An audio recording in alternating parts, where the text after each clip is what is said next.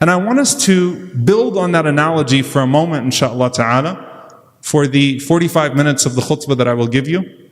No, I'm just playing. It's not going to be a 45-minute khutbah. I know that people are outside, and inshallah, even though the weather is nice, so maybe I'll just extend it a few minutes longer. But I want us to, inshallah ta'ala, on this day of joy, this day of Eid, to remember a time of gratitude. The Prophet ﷺ would tell us to be grateful, and he would teach us to build.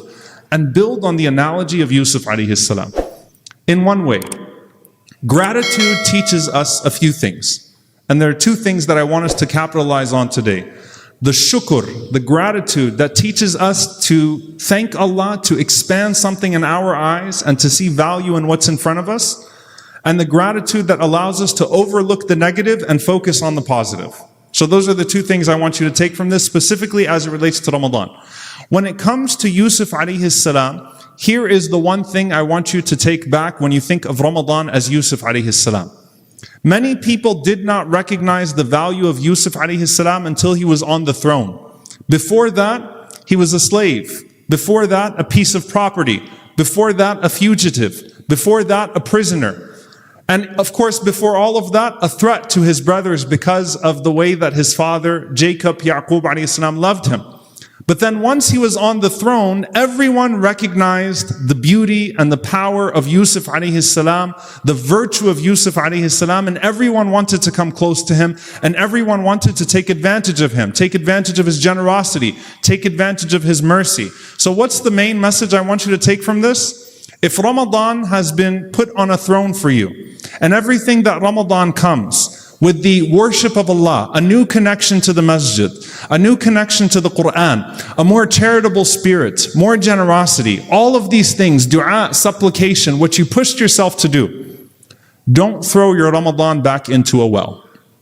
Don't take your Ramadan and take it off the throne and throw it back in the well. You know, there is a term that's used in a derogatory way, Ramadan Muslims. We're all Ramadan Muslims. The Sahaba were Ramadan Muslims. They just were not only Muslim in Ramadan, but they spent 6 months after Ramadan missing it, and 6 months before it, longing for it. That means that Ramadan always stays on the throne. How does it stay on the throne? We thank Allah for showing us our potential. We thank Allah for allowing us an opportunity to appreciate guidance. وَلِتُكْمِلُوا الْعِدَّةَ وَلِتُكَبِّرُوا اللَّهَ عَلَى مَا هَدَاكُمْ.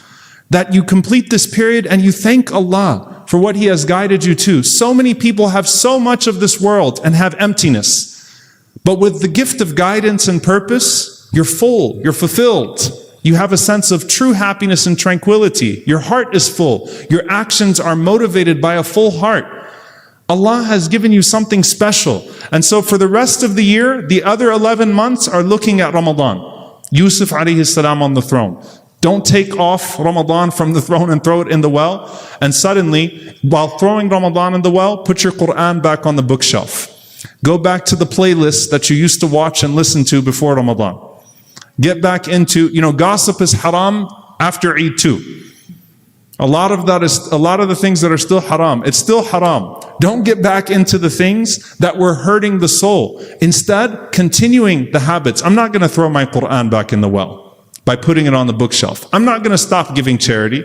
I'm going to keep on giving charity. I'm not going to stop praying and waking up at night. I'm not going to stop coming to the masjid. I'm not going to stop treating people as carefully as I was in Ramadan. I don't want to say anything mean. I don't want to hurt them. I don't want to backbite. I don't want to listen to this. I don't want to do that. I'm not going to go back to all of that because Ramadan remains on the throne because it shows me what prayer means, what fasting means, and how I can get to that. So that's number one. Be grateful to Allah for this month that He has given you to show you the value of guidance and keep on connecting yourself to Him with those blessings.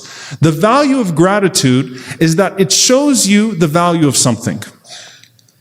And subhanAllah, with Yusuf alayhi salam, there were some people that saw something in him before he was on the throne. Right? Akrimi mathwa. Make sure that you take care of him.